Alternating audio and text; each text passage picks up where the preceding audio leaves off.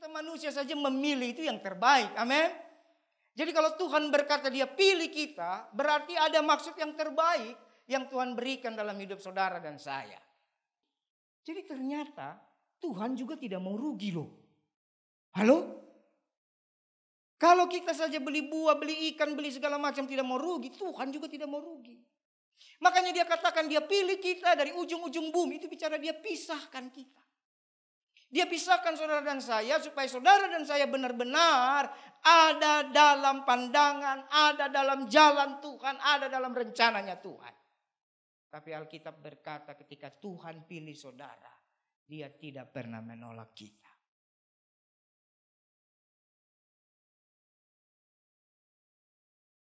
Our Father in Thank heaven, you, Lord, in the name of Jesus. help me please for today. Bless our family. Amen.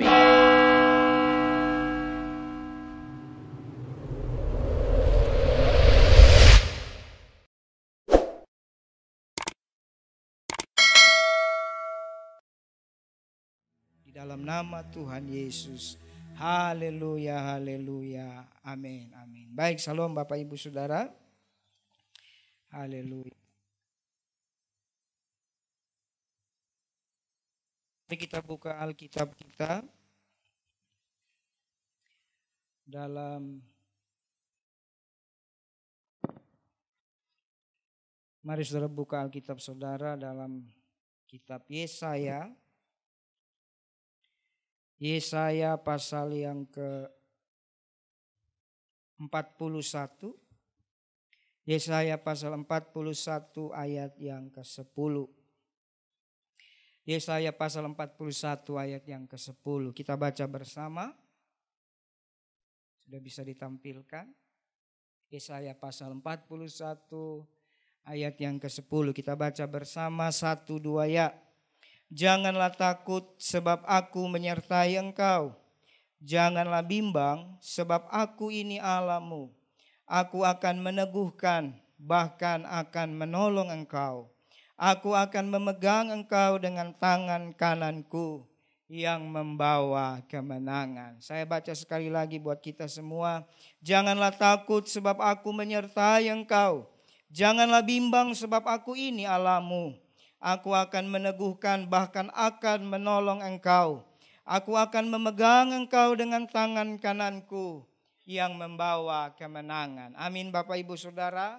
Hari ini saya akan bawa satu renungan untuk kita nikmati bersama yang saya beri judul bagaimana kita hidup dalam pemulihan demi pemulihan. Bagaimana kita bisa menang ketika kita berhadapan dengan masalah. Di mana sesungguhnya selama kita ada di bumi, selama kita ada di hidup menggunakan kemah jasmani ini, kita tidak bisa dilepaskan dengan yang namanya masalah, pergumulan, dan tantangan. Amin. Tetapi apakah kita akan kalah, apakah kita akan hancur karena masalah itu, atau apakah kita akan melihat apakah ada firman Tuhan yang bisa menolong kita. Amin. Nah, sebelum saya jelaskan poin-poin di ayat yang ke-10, kita baca dulu ayat di atasnya, ayat 8 dan ayat 9. Sebagai sampiran untuk membuka pengertian kita. Judul perikopnya Israel hamba Tuhan. Ayat ke-8 dikatakan begini. Tetapi engkau hai Israel hambaku, hai Yakub yang telah kupilih, keturunan Abraham yang kukasihi. Engkau yang telah kuambil dari ujung-ujung bumi, dan yang telah kupanggil dari penjuru-penjurunya. Aku berkata kepadamu, engkau hambaku, aku telah memilih engkau dan tidak menolak engkau. Amin. Jadi ternyata ayat yang ke-10 itu bicara bagaimana Tuhan memberikan satu jaminan dan memberikan langkah-langkah yang harus kita lakukan untuk kita menang menghadapi segala masalah. Atau untuk kita bisa berjalan dalam jalan-jalan Tuhan. Atau untuk hidup kita bisa terus mengalami pemulihan demi pemulihan. Amin. Orang Kristen itu bukan sekedar percaya saja. Orang Kristen yang Tuhan mau adalah orang yang berjalan dalam jalan-jalannya Tuhan. Nah, kenapa ada janji di ayat yang ke-10? Dikatakan ayat ke-8, engkau Israel hambaku, hai Yakub yang telah kupilih.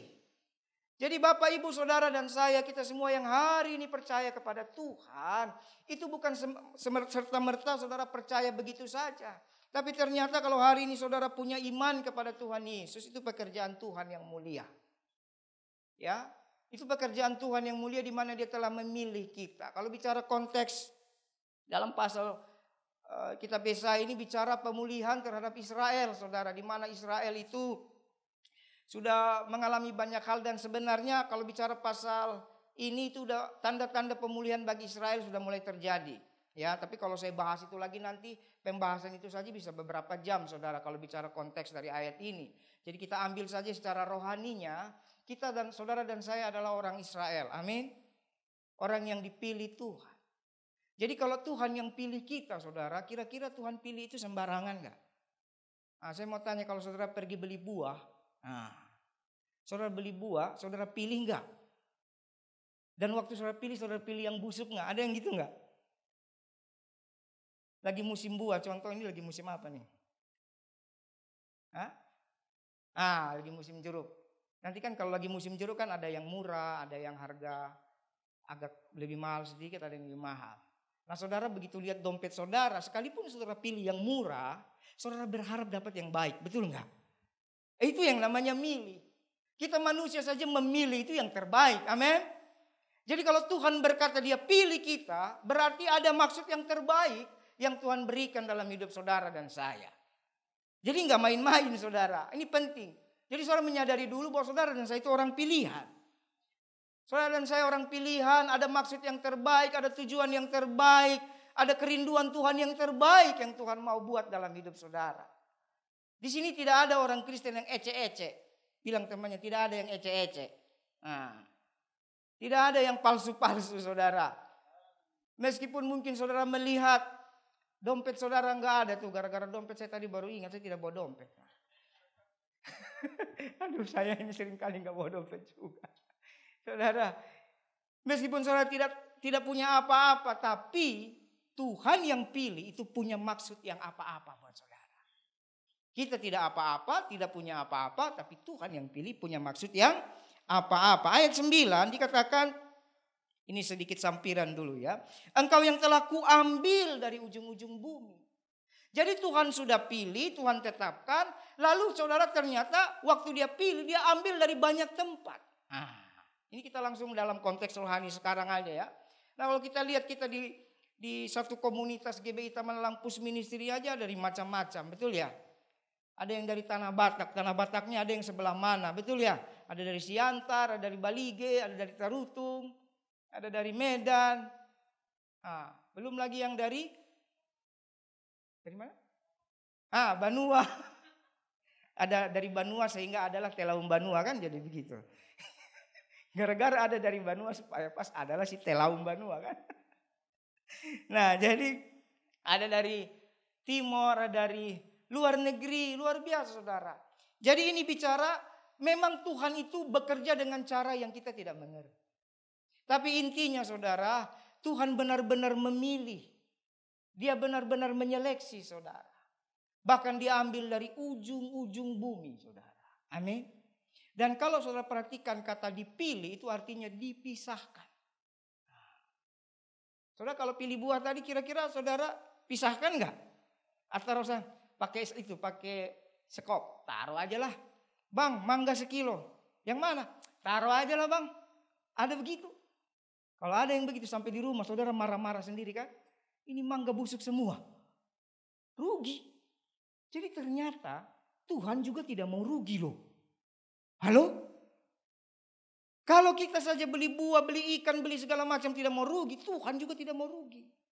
Makanya Dia katakan Dia pilih kita dari ujung-ujung bumi. Itu bicara Dia pisahkan kita. Dia pisahkan saudara dan saya supaya saudara dan saya benar-benar ada dalam pandangan, ada dalam jalan Tuhan, ada dalam rencananya Tuhan. Kenapa Tuhan berkata kepada Abraham, Kejadian pasal 12. Pergilah, pergilah, tinggalkanlah. Betul gak? Itu Dia pilih tapi Dia pisahkan. Begitu saudara, Dia pisahkan supaya saudara muncul. Amin. Kebenaran saudara muncul, kehidupan saudara muncul, pribadi saudara muncul. Muncul apa? Muncul untuk menyatakan kemuliaan Tuhan. Jadi saudara harus memahami ayat ini sehingga kita tidak boleh lagi iri dengan orang dunia. Tidak boleh, banggalah jadi orang pilihan Tuhan.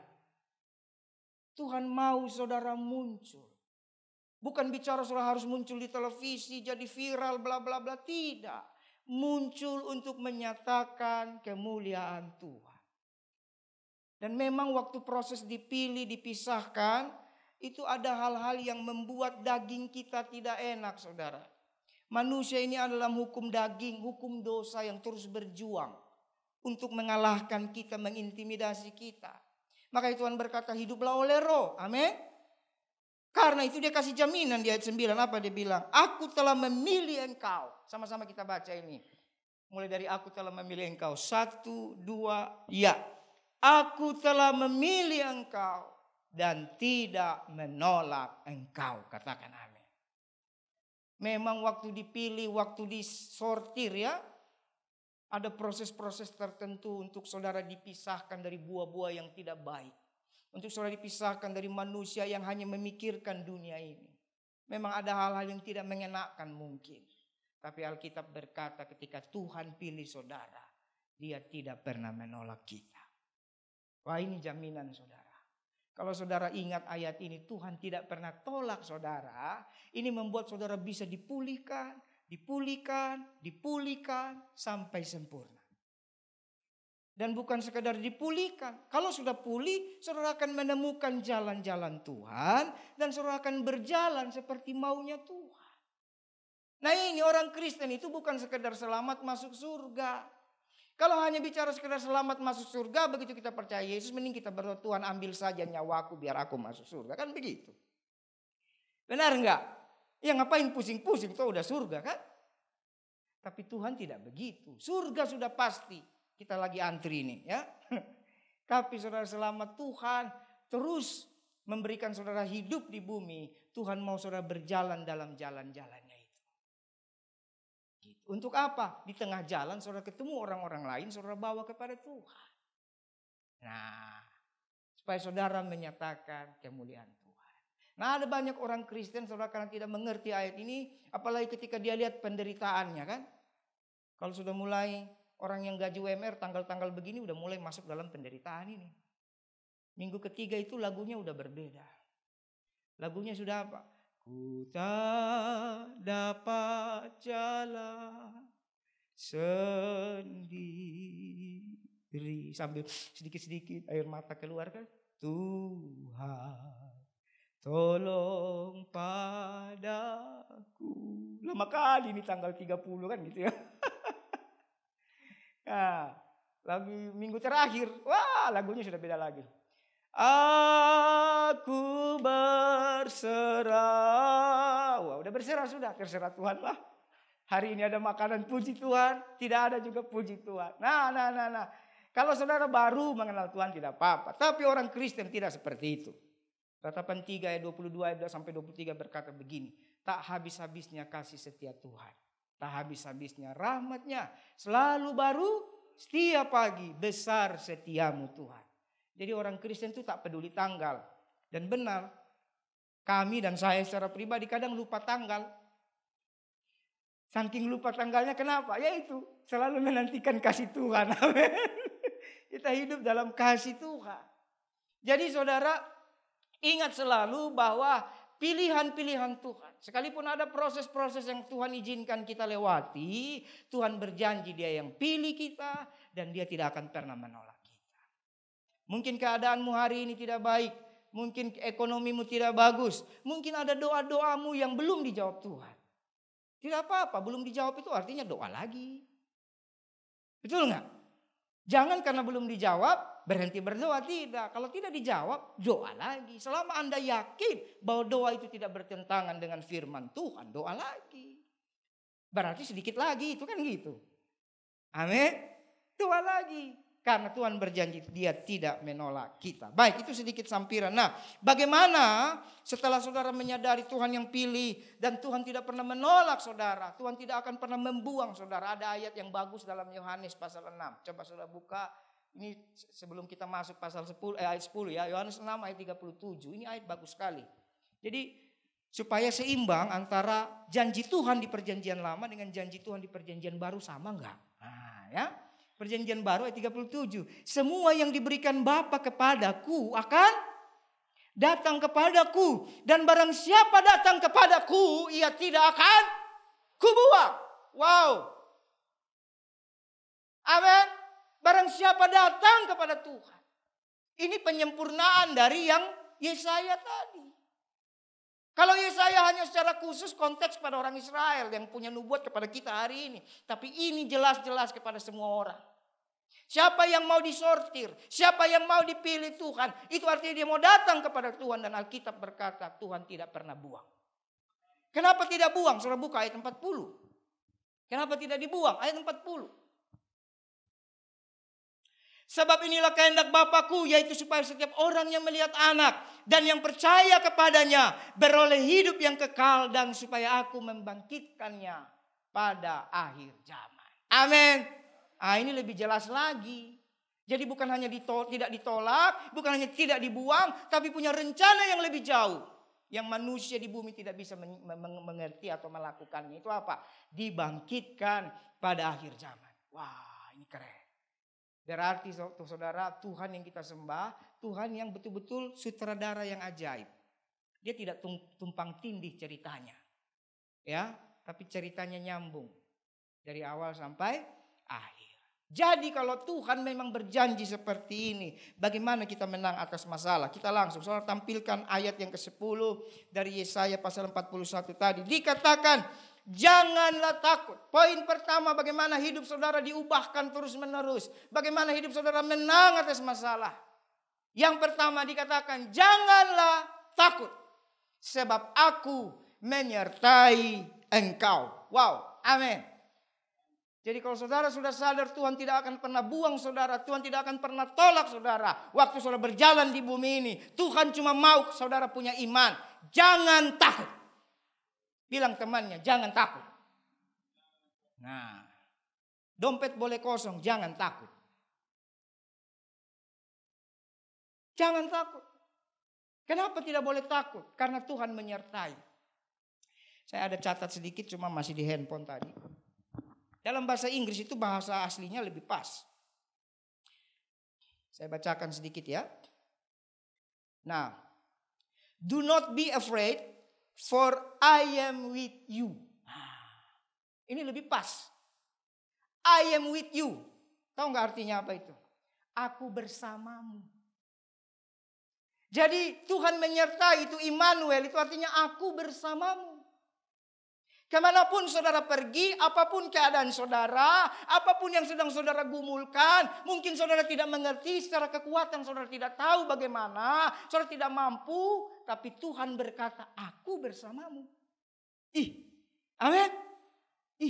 Aku bersamamu. Wow. Saudara dimanapun, aku bersamamu. Waktu itu kita lagi nangis, aku bersamamu, kata Tuhan. Waktu Anda lagi tertawa, ngakak-ngakak, gak karuan, aku bersamamu, kata Tuhan. Kamu sedang tidur, karena saking tidurnya, karena saking banyak masalah, aku bersamamu. Amin. Wah, ini jaminan saudara. Ini jaminan.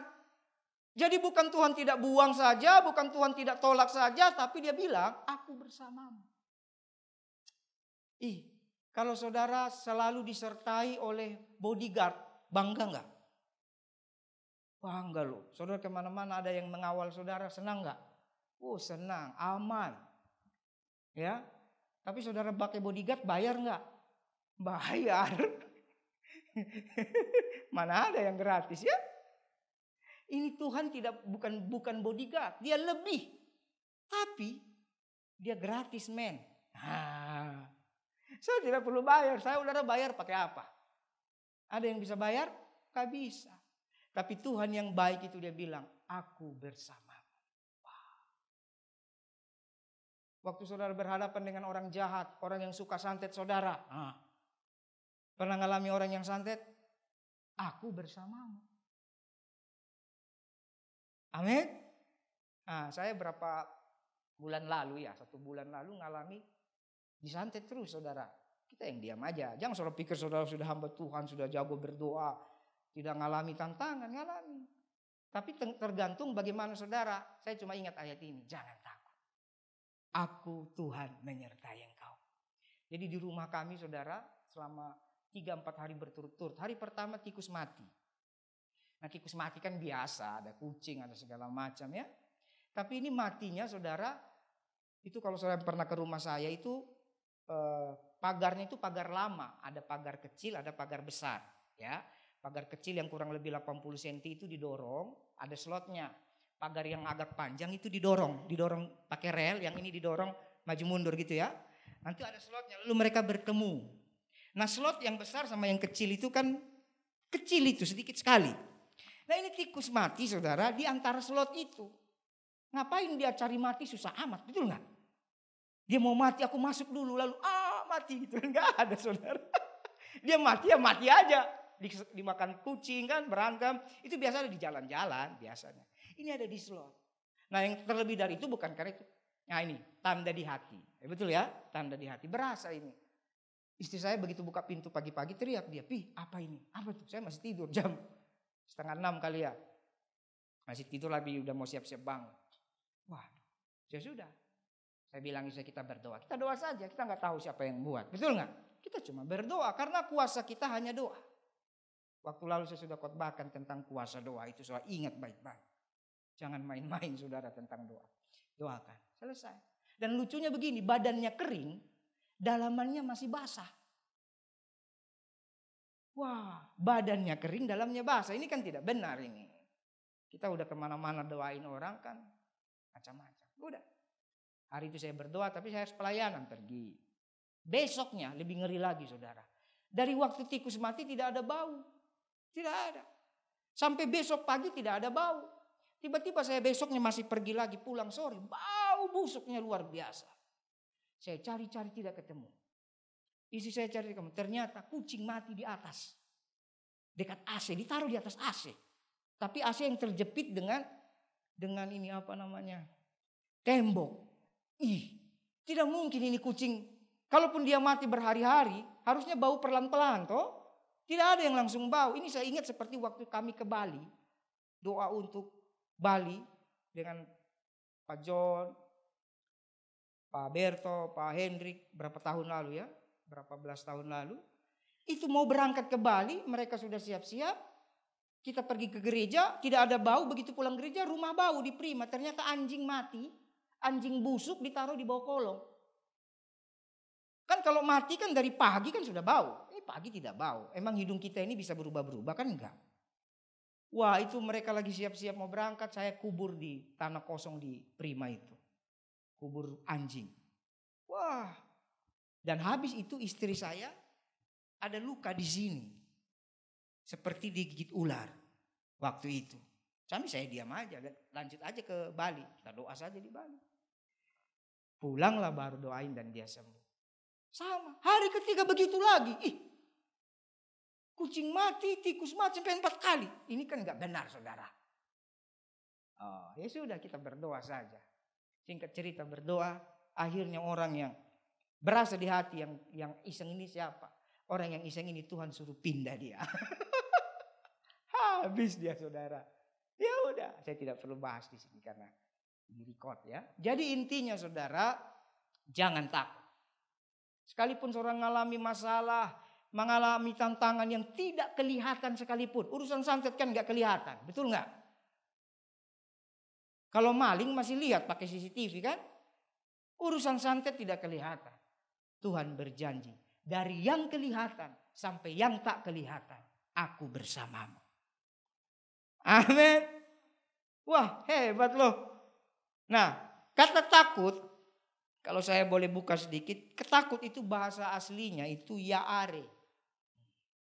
Udah kayak bahasa Papua ya. Yaare. Yare, tulisan tadi bacanya yaare, ya. Tahu nggak artinya yaare itu apa? Jadi ayat kata jangan takut itu luar biasa. Ternyata yaare itu artinya tidak percaya Tuhan. Wah. Yare itu artinya tidak beriman, tidak percaya kepada Tuhan. Karena masalah telah melingkupi dia sedemikian rupa. Jadi kenapa Tuhan bilang jangan takut? Karena Tuhan mau ingatkan saudara dan saya, kamu punya Tuhan. Tuhan pernah berkata begini, barang siapa punya iman sebesar biji sesawi, dia akan berkata kepada gunung ini, pergilah dari tempat ini ke sana, maka gunung itu akan pergi. Tuhan tidak minta imanmu yang hebat, tidak. Tuhan itu bicara kepada kita jangan takut, itu bukan waktu nanti kau bisa sembuhkan orang sakit. Apalagi kau bisa turun naik surga, puji Tuhan ya. Bukan. Bukan nanti saat engkau sudah hebat semuanya, sudah tahu, penuh dengan pengetahuan, penuh dengan segala hikmat dan kehebatan. Tidak.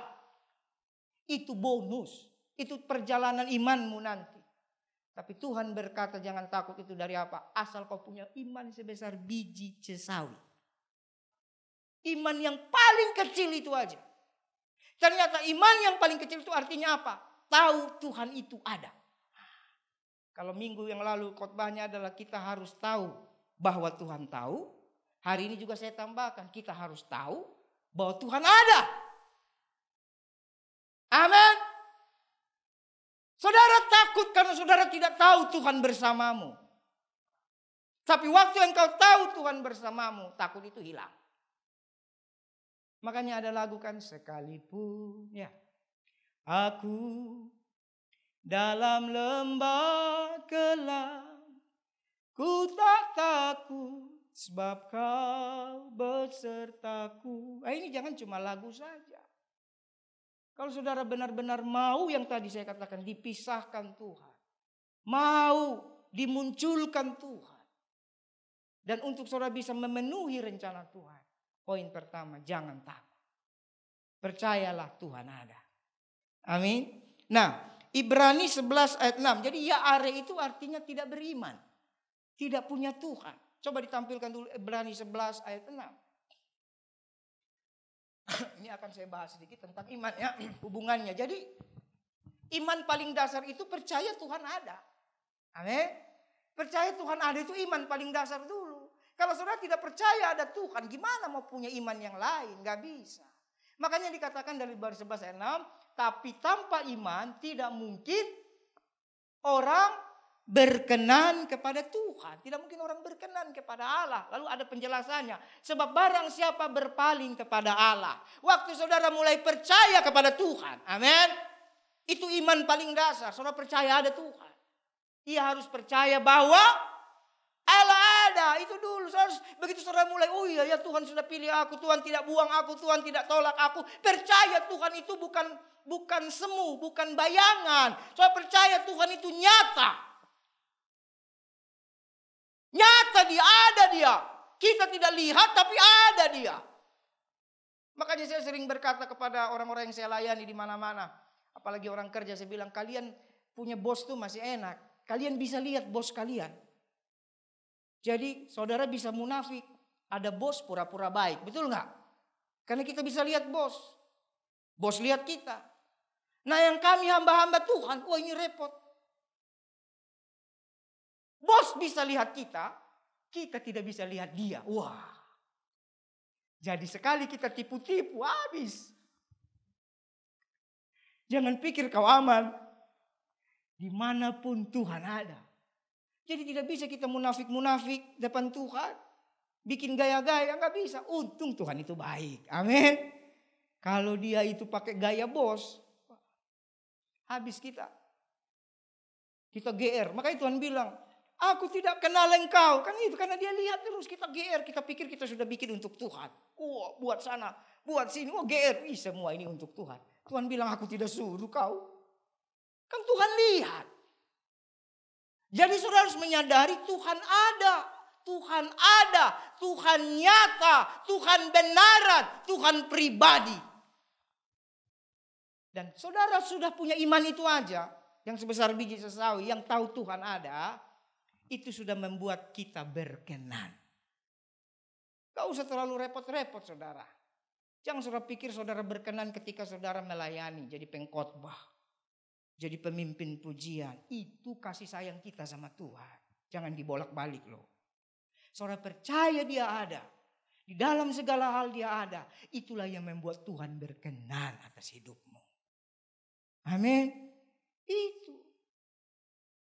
Kadang-kadang tanpa disadari kekristenan sekarang sudah makin menuju kepada agama-agama yang bukan seperti ini. Buat dulu baru kau berkenan. Aduh. Kalau kita buat dulu baru berkenan, ngapain Tuhan Yesus mati 2000 tahun lalu? Emang ada di sini yang umurnya sudah 2000 tahun?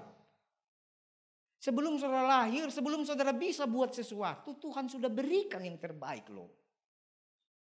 Jadi kalau hari ini saudara bisa buat sesuatu, itu sebenarnya bukan untuk berkenan saja. Tapi supaya apa? Ucapan syukur Tuhan. Nah, sambil kita melaraskan, percaya bahwa Tuhan ada. Itu kesukaan Tuhan.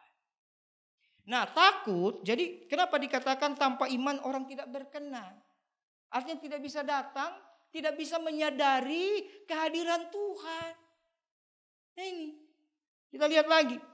Karena kalau takut itu saudara, itu membuat seolah-olah masalahmu, dosamu, pergumulanmu, tantanganmu lebih besar daripada kasih Tuhan. Nah ini. Waktu saudara merasa takut, kayaknya masalahmu itu lebih besar. Aduh nanti gimana ya. Tapi memang manusiawi takut itu. Memang manusiawi. Makanya Tuhan itu tidak bilang, tidak boleh takut ya. Bukan, Tuhan bilang jangan tak. Artinya ketika ketakutan datang, ingat. Tuhan bilang jangan takut. Jangan takutnya kenapa? Aku bersamamu. Nah dulu waktu Tuhan bicara sama saya bahwa maminya Rema itu istri saya. Nah sebagai manusia kan takut. Gara-gara takutnya kurang lebih 5 tahun saya harus berdoa loh. Makanya yang belum punya jodoh, jangan-jangan sudah terlalu takut, berdoalah. Amin. Sampai saya ingat, tidak tahu Pak Gembala masih ingat dulu kami putar-putar dulu ada apotik Tomang. Sekarang sudah jadi toko kopi apa toko bunga itu. Dulu di apotik. Kita duduk di situ dan saya tanya, Pak ini bagaimana? Nah beliau seorang yang mengajar orang untuk belajar peka dengan Tuhan. Dia cuma bilang, saya pribadi suka-suka saja. Terserah kau. Gitu. Dan itu baik. Dulu saya punya ekspektasinya tinggi. Ini kan pendoa. Begitu saya tanya, dia akan bilang, betul itu suara Tuhan. Kan maunya kita begitu kan? Saya tahu jawabannya apa? Saya sih senang-senang aja. Kalau bisa orang gereja sama orang gereja jangan baku lari. Saya senang-senang aja. Bagus itu bagus. Terus gimana Pak? Terserah kau. Apanya ini? Tapi ternyata itu Tuhan begitu. Saya baru mengerti. Dalam perjalanan pertumbuhan iman saya pun ke depan saya pakai cara itu. Karena Tuhan itu menghargai keputusan kita. Tuhan sudah berbicara, ya sudah kau percaya enggak? Kan Tuhan sudah bicara sama saya. Tapi saya masih takut. Sehingga saya pikir, saya melihat bahwa kehidupan saya, dosa saya yang miskin. Dulu saya pendeta legenda kan, gitu ya. Uangnya tidak ada loh. Lalu mikir dapat orang yang mungkin bukan kaya orang hebat, tapi maksudnya jauh lebih baik dari hidup saya lah. Ini semoga istriku mendengar dari rumah. I love you. 5 tahun saudara. Seandainya saya tidak takut. Nah mungkin waktunya lebih baik. Tapi Tuhan juga berkata begini. Tuhan menghormati pribadi kita. Segala sesuatu indah pada waktunya. Tuhan pakai rasa takut itu untuk saya banyak berdoa. Sampai pada waktu mulai menyampaikan isi hati itu. Gemetar. Pakai SMS. Saudara pernah SMS-an sama cewek jam 5:30 sore sampai jam 1:30 pagi? Kalau belum pernah, belajarlah sama saya. Nah gimana cara SMS? Nah singkat cerita dia terima. Ternyata betul. Tuhan juga bicara sama dia. Kan saya berdoa di tahun 2008 itu. Tuhan kalau benar dia istriku, Tuhanlah yang bicara. Saya ini takut. Takut dalam arti nyampaikan. Bukan tidak punya cinta. Wah semua perempuan lain juga kita cintai juga. Kita juga punya rasa-rasa suka. Tapi takut itu yang menjaga. Gitu. Benar, 1 tahun dia mimpi.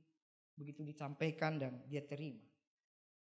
Akhirnya kita bangun hubungan. Begitu terima, ini perlu waktu saudara punya hubungan dengan seseorang. Sampaikan kepada pemimpin-pemimpin rohanimu. Supaya mereka mendoakan dan kau tidak tersesat. Amin. Karena cinta itu lebih kuat daripada maut. Jangan mengingininya sebelum waktunya. Engkau terjebak dalam hal yang tidak baik nanti. Begitu disetujui sama istri saya, kami datangi rumah Bapak Gembala dan sampaikan. Senyumnya cuma apa? Ayo minum teh manis dulu. Kan senyum doang dia. Senyum dan singkat cerita, penting itu.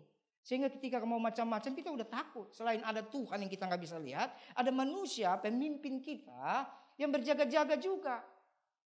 Amin, itu hikmatnya. Lalu jalan saudara, 2010 kita lamar, diusir. Nah, mertuaku nonton kayaknya ini. Semoga mertuaku ingat, itu waktu pengusirannya itu seru sekali. Ini kita datang bawa semacam seserahan lah ya. Tapi bukan seserahan pakai adat, itu ada 2 nampan. Ada buah kaleng gitu ya, ada semacam itulah. Jadi wali yang dari Kelapa Gading beli. Seserahannya bawa ke dapur, orangnya diusir gitu. Aduh, nah itu bikin saudara takut gak? Takut. Tuhan, katanya dari Tuhan. Tapi kenapa diusir? Ya ini saudara. Dan itu betul-betul menghancurkan pribadi Agus Wage Budianto. Itu hari itu hancur pribadi saya. Tuhan, udah dengar suara Tuhan. Udah waktu itu yang lamar kan Bapak dan Ibu nih.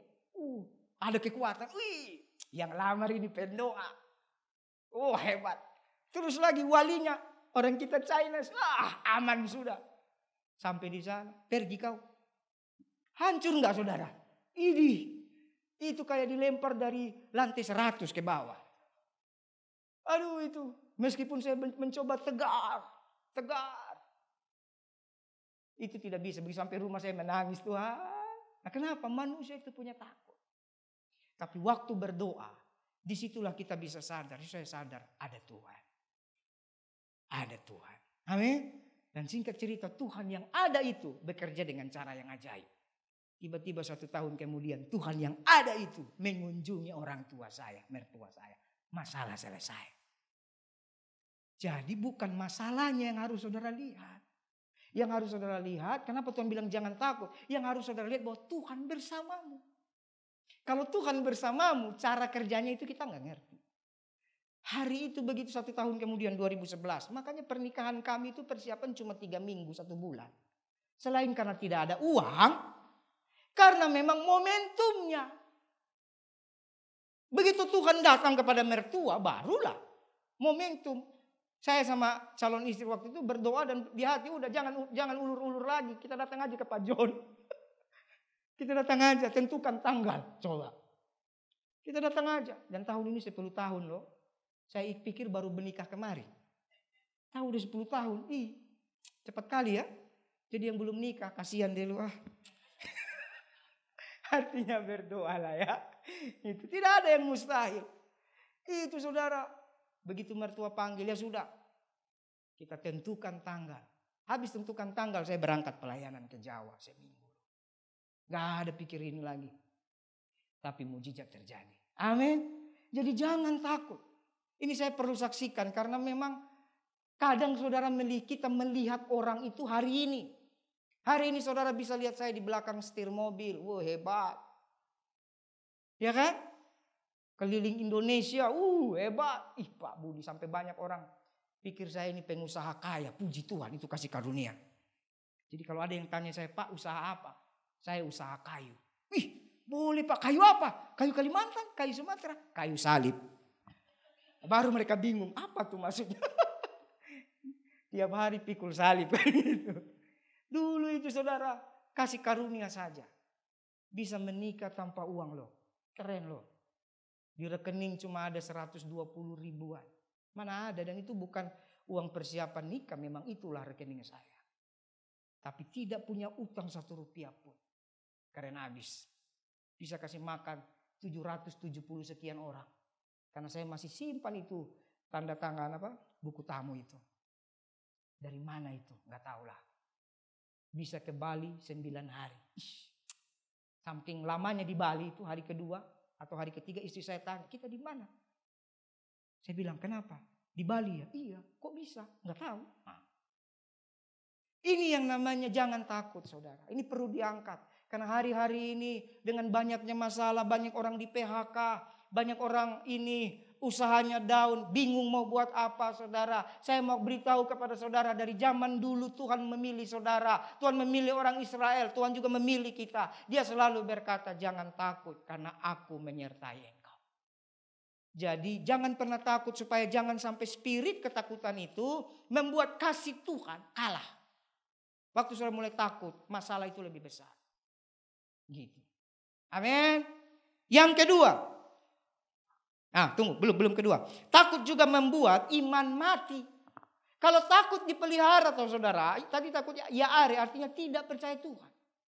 Ya, itu membuat iman yang tadinya sebesar biji sesawi itu sudah ada. Biji sesawi itu kecil sekali, saudara, kayak pasir pantai lebih kecil. Ya, kami dulu sering tanam itu seperti biji cesim, kecil-kecil. Saudara pernah minum es selasi? Itu biji-biji lebih kecil lagi dari itu. Setengah dari itu. Bayangkan, Tuhan tidak butuh imanmu yang hebat. Sebesar biji sesawi. Itu artinya apa? Jangan takut, percaya Tuhan ada. Kalau saudara takut, itu membuat iman mati dan saudara kehilangan kuasa Tuhan. Wah. Begitu saudara mulai takut dan saudara lebih pikir aduh gimana ya, tidak mungkinlah saya bisa buat ini, tidak mungkinlah saya bisa begini, tidak mungkinlah saya bisa begini. Padahal saudara dengar dari Tuhan, kecuali saudara nggak dengar dari Tuhan ya. Itu membuat saudara kehilangan kuasa Tuhan. Kalau iman mati, itu membuat saudara tidak bisa melangkah. Stagnasi, tahu stagnasi? Jalan di tempat. Kan Tuhan, namanya jalan itu apa saudara?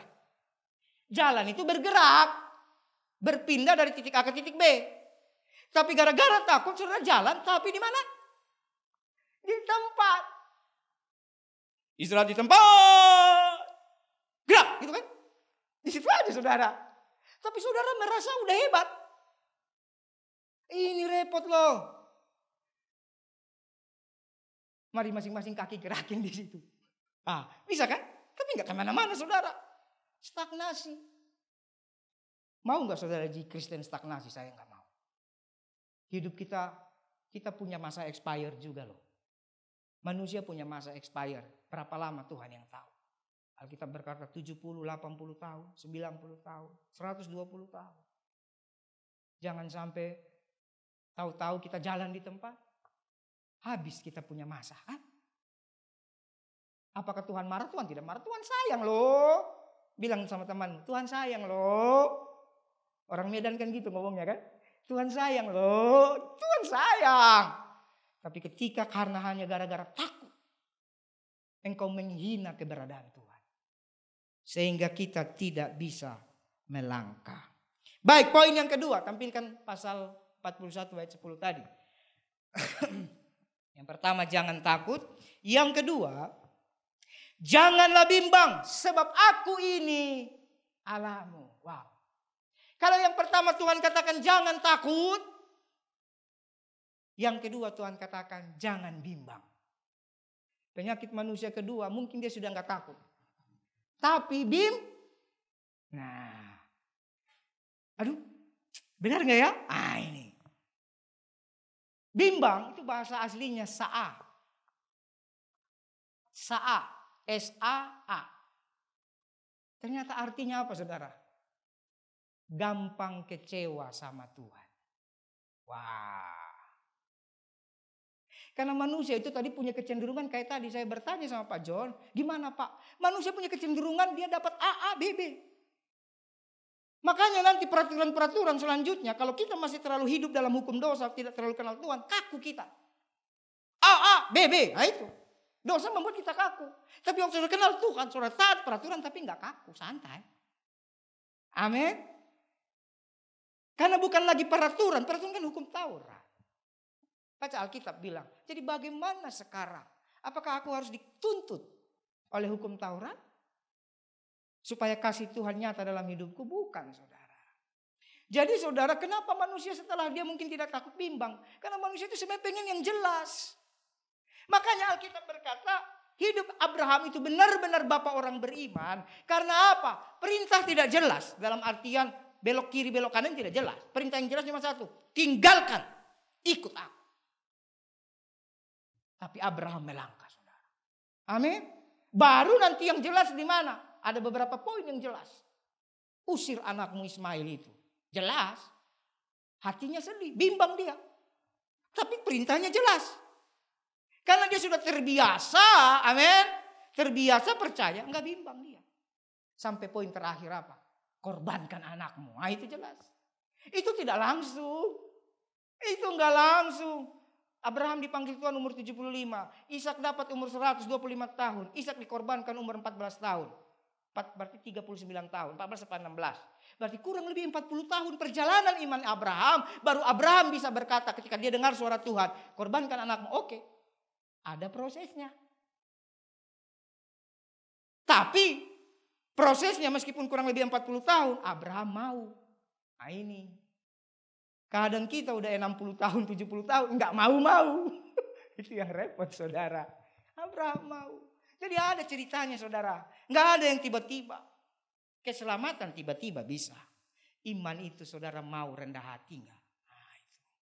Jadi saat itu artinya gampang kecewa sama Tuhan. Waktu saudara mulai belajar tidak takut. Kadang kan kita berharap. Kan Tuhan bilang begini. Nah kita punya pengertian tentang janji-janji itu terlalu duniawi. Nah saya mau beritahu kepada saudara. Saudara mentafsirkannya terlalu duniawi. Sehingga ketika saudara mendapatkan masalah saudara kecewa sama Tuhan. Bukankah engkau begini Tuhan, bukankah? Memang saudara, tetapi begini. Mari kita sama-sama berjuang kenal Tuhan lewat doa dan firman. Amin. Doa firman dan nikmati proses Tuhan. Saya mau tanya, saudara ingat kisah Yusuf? Saya pernah khotbahkan ya, ada 5 yang dilewati Yusuf. Ya. Dijual atau ditolak betul ya. Kemudian dijual, difitnah, dipenjara, dilupakan. Nah, itu. Kalau Daud menafsirkan janji Tuhan secara harafiah, dia nangisnya lebih bombay-bombay dari kita. Tuhan, kau berjanji. Tapi Tuhan, abang-abangku Tuhan. Aduh Tuhan. Jahat kali abangku itu Tuhan. Tuhan Yesus. Oh, di mana bapakku katanya sayang aku, masa bapakku tidak bela aku. Dijual aku Tuhan. 2 kali Tuhan. Sama Bani Ismail, kafilah Ismail. Lalu dijual ke Potifar. Aduh sampai di sini aku difitnah. Dipenjara. Dilupakan. Halo? Ada saudara baca di Alkitab dari Kejadian 37 sampai pasal 50. Ada Yusuf berdoa begitu? Tidak ada. Kita baru apa? Ago. Suamiki. Pemalas uang. Suamiku ini pemalas sekali lah Tuhan. Kau dulu berjanji ya ilah baru pemalas. Belum kau dijual, belum kau. Halo. Bapak Ibu Saudara. Jangan pernah bimbang ketika engkau berjalan dan percaya ada Tuhan. Itu aja. Begitu engkau percaya ada Tuhan, jangan bimbang. Jika kamu bimbang, kamu akan gampang mempersalahkan Tuhan. Kecewa Tuhan itu artinya mempersalahkan Tuhan. Ini juga. Katanya pendeta. Kok gitu sih? Halo. Katanya pendoa. Kok gitu sih? Nah banyak orang bilang, namanya juga pendeta manusia. Saudara enggak gitu saudara. Di GBI Taman Lampus Ministry saya mau ajar saudara. Mari buang kata-kata itu. Itu cara setan seolah-olah kita mengizinkan orang itu berbuat salah. Itu statement setan seolah-olah manusia atau pendeta atau hamba Tuhan atau orang Kristen tidak bisa lakukan firman Tuhan. Jangan biasakan ayat kata-kata itu. Itu statement tidak ada di ayat Alkitab. Jangan biasakan, ya namanya pendeta juga manusia, ya namanya hamba Tuhan juga manusia, ya namanya orang di sini juga manusia, kan tidak luput dari salah dan dosa. Betul, tidak luput dari salah dan dosa. Tapi fokus kita adalah melakukan firman Tuhan. Amin. Jangan izinkan statement-statement yang bukan kebenaran kita hidupi lalu kita bersembunyi di situ. Kalau ada yang bilang itu, ya Kak pendeta begitu, oh gitu ya. Ya sudahlah, kita doakan, berarti pendeta itu ada yang nggak benar itu. Gitu aja kan. Dan ketika disampaikan kepada pendetanya, ya rendah hatilah. Dulu saya sampaikan pernyataan Tuhan di salah satu tempat. Jadi saya diundang di salah satu acara doa, saudara, itu orang-orang hebat. Lalu mereka bilang, Pak kalau ada nubuat atau pernyataan sampaikan saja. Oh gitu, baiklah. Tiba-tiba lagi berdoa, Tuhan kasih saya suara Tuhan kepada ada seorang anak muda.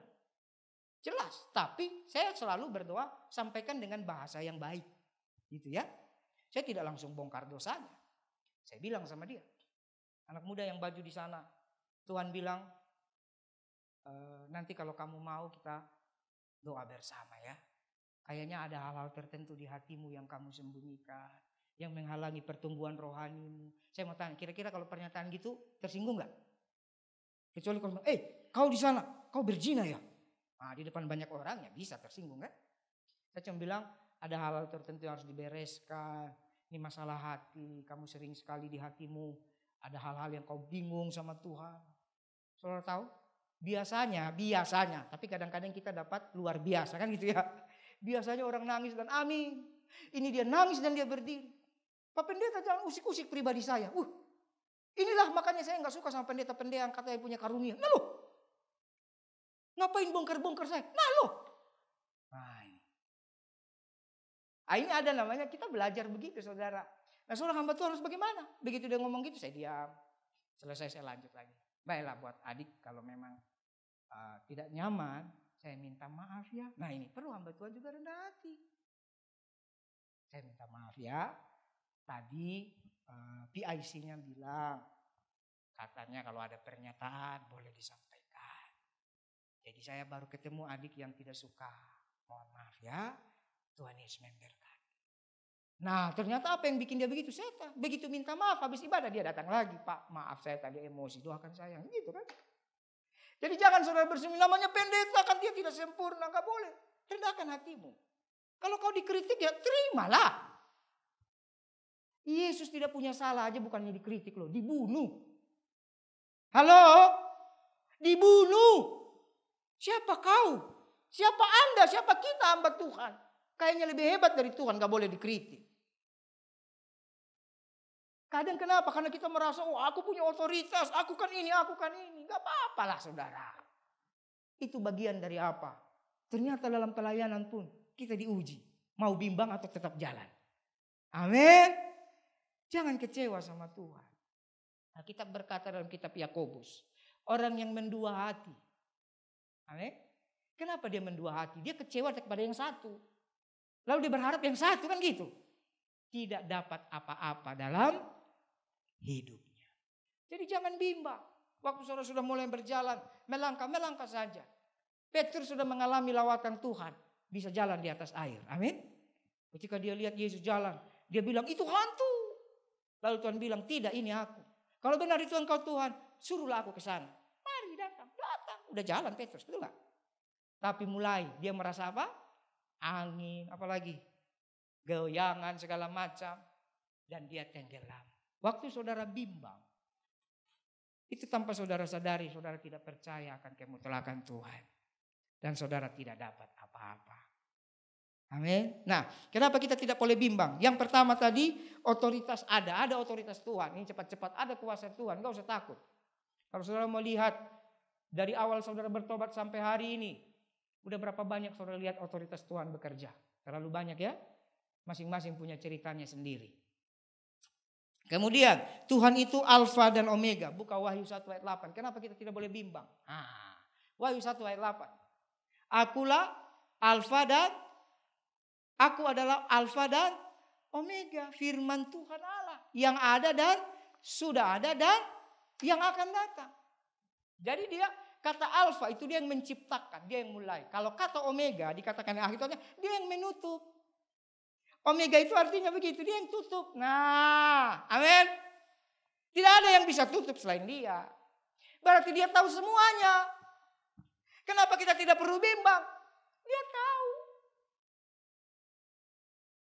Dia yang memulai buku bacaan itu, dia yang menutup juga. Jadi jangan bimbang. Amin. Jangan bimbang saudara. Tidak usah takut. Tidak usah bimbang. Wahyu selanjutnya. Wahyu 22 ayat 13. Ini ayat-ayat terakhir Alkitab.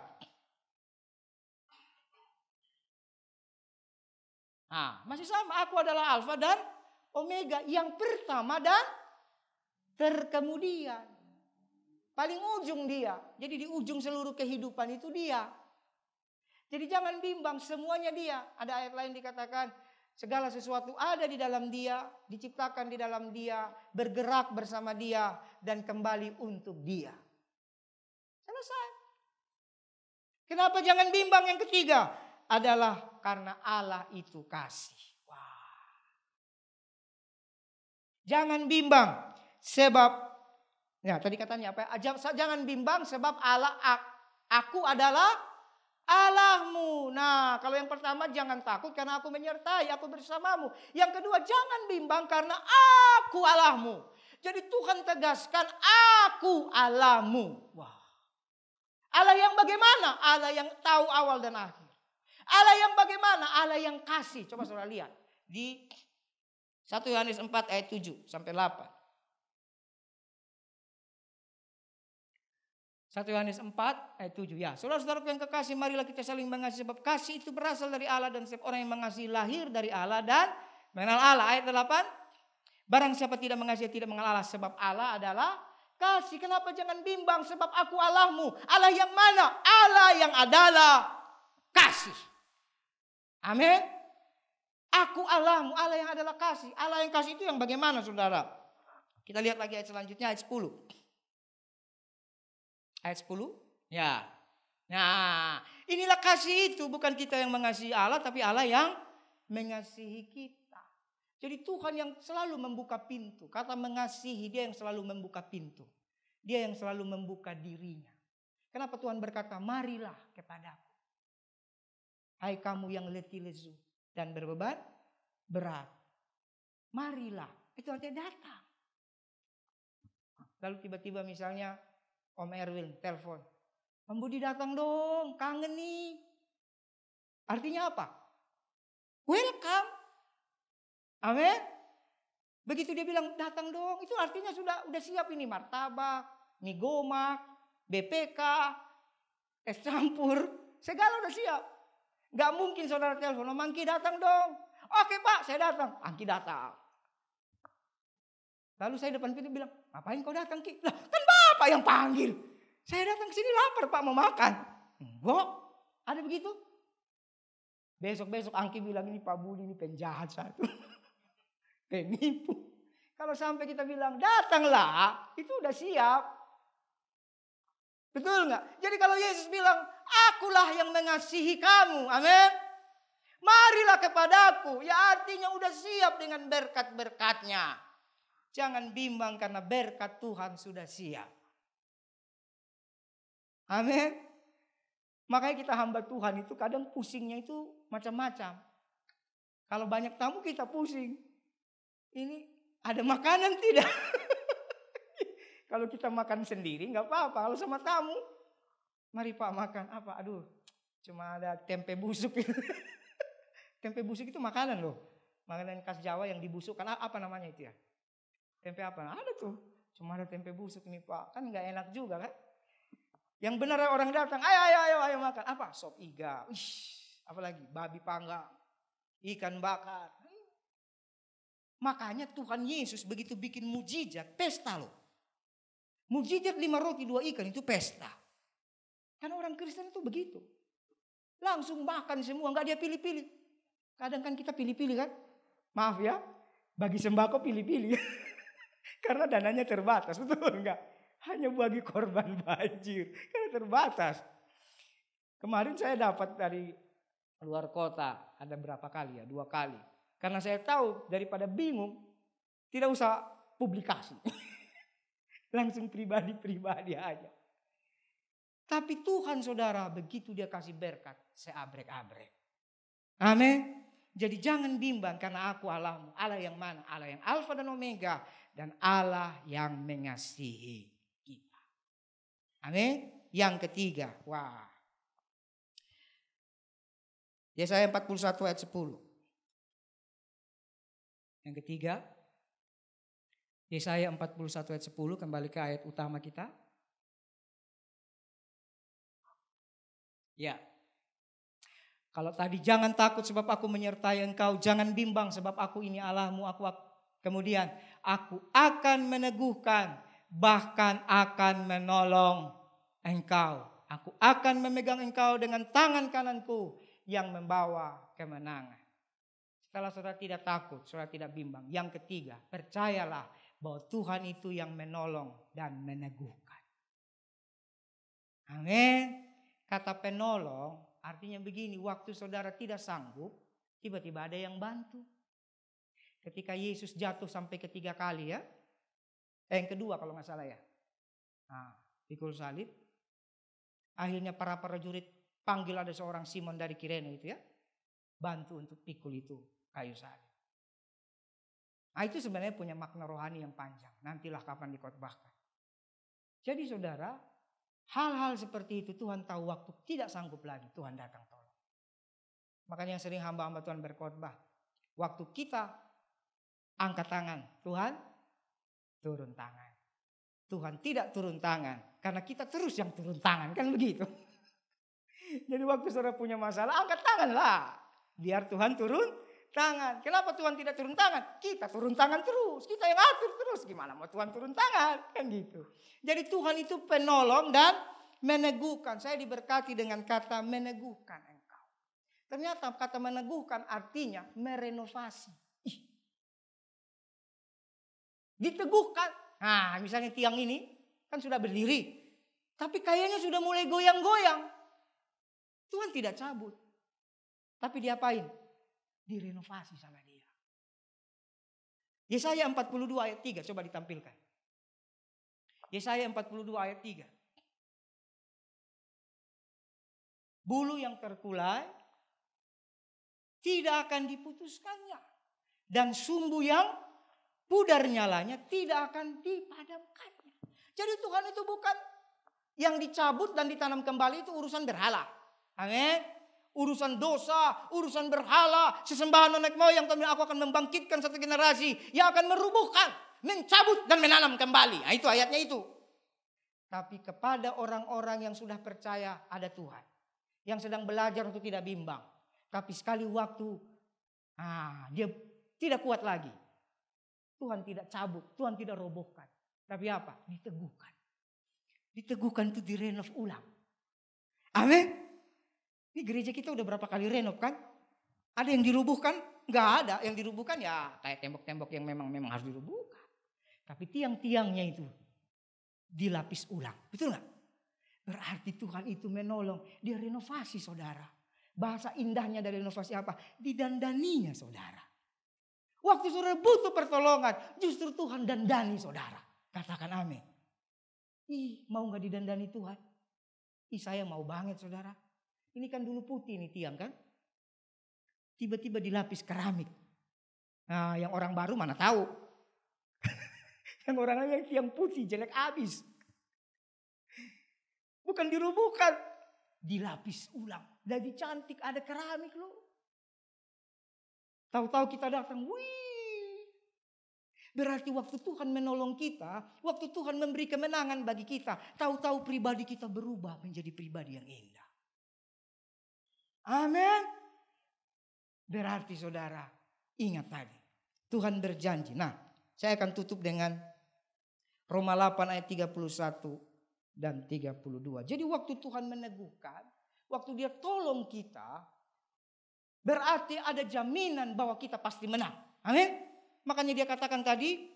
Yesaya 41 ayat 10 dikatakan. Aku akan meneguhkan bahkan menolong engkau. Aku akan memegang engkau dengan tangan kananku yang membawa kemenangan. Ternyata ayat paralelnya ada. Kenapa selamat ulang tahun? Haleluya.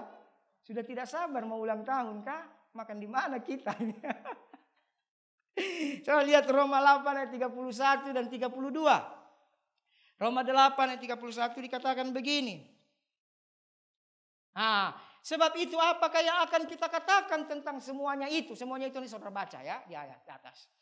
Jika Allah di pihak kita. Jika Allah di pihak kita. Siapakah yang akan melawan kita? Jika Allah di pihak kita. Dia bersama kita. Dia tidak tinggalkan kita. Dia tidak buang kita. Siapa yang akan melawan kita? Ayat selanjutnya. 32. Ia yang tidak menyayangkan anaknya sendiri. Tetapi yang menyerahkannya bagi kita semua. Bagaimanakah mungkin ia tidak mengaruni. Kalian garis bawahi kata mengaruniakan. Diteguhkan itu, direnovasi, didandani, dikaruniakan oleh Tuhan. Apa yang dikaruniakan? Segala sesuatu. Amin. Hari ini kita harus bersuka cita. Tuhan Yesus yang kita sembah. Benar-benar Tuhan yang bertanggung jawab. Pasti saudara menang atas masalah. Supaya saudara muncul. Saudara menyatakan kemuliaan Tuhan. Dan saudara menjadi garam dan terang. Jangan takut. Jangan terlalu pusing sama masalah dunia ini. Masalah dunia ini kita ada. Caranya apa? Berdoa dan percaya. Amin. 3 poin untuk kita hidup dalam kemuliaan Tuhan. Hidup terus dalam pemulihan. Hidup terus dalam jalan Tuhan. Yang pertama apa? Jangan takut sebab Allah menyertai. Yang kedua, jangan bimbang sebab aku Allahmu. Dan yang ketiga, Tuhan itu penolong dan peneguh kita. Amin. Demikian firman Tuhan. Tuhan Yesus memberkati.